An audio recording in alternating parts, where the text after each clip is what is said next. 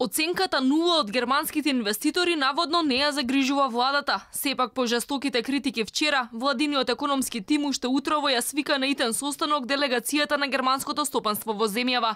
Вице-премиерот Ангјушев вели проблемот бил во анкетата. Имало многу прашања, па очекувано било некој да не бил задоволен во одредени области.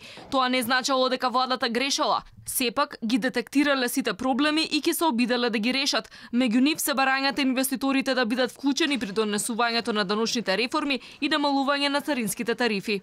Кога правите анкета со многу прашања, кога едно прашање е негативно, тогаш се рачуна дека одговорот е негативен, бидејќи кога некое претпријатие би требало да одговори дека 100% е задоволно, тоа значи е задоволно од сите аспекти. Но ако каже дека не е целосно задоволно, тоа не значи дека од се е незадоволно.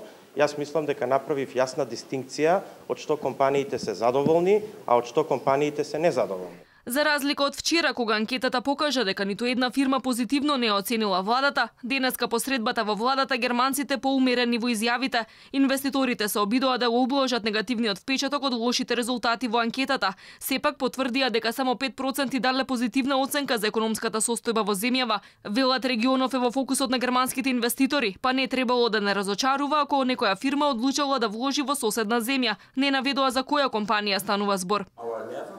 Во рамките на истражувањето ние видовме дека не можеме сите странски инвеститори исто да ги задоволиме, значи 50% од нив беа задоволни, имаше некои од нив што не беа задоволни, меѓутоа вие треба постојано да работите за да го зголемите процентот на задоволни компании, треба да работите на подобрувањето на пазарот на трудот и исто така сакам да кажам дека и политиките владата која што ги носи во однос на привлекување на странски инвеститори придонесуваат доста за долгорочниот развој на економијата на земјата. Владата не ја загрижува ниту слабата реализација на капиталните инвестиции од само 3,5% за првите 2 месеци од годинава. Потрошени биле само 15 милиони од вкупно 422 милиони евра поради лошите временски услови, тврди Ангјушев. Исто како и ланската година уверува дека градежната експанзија само што не почнала.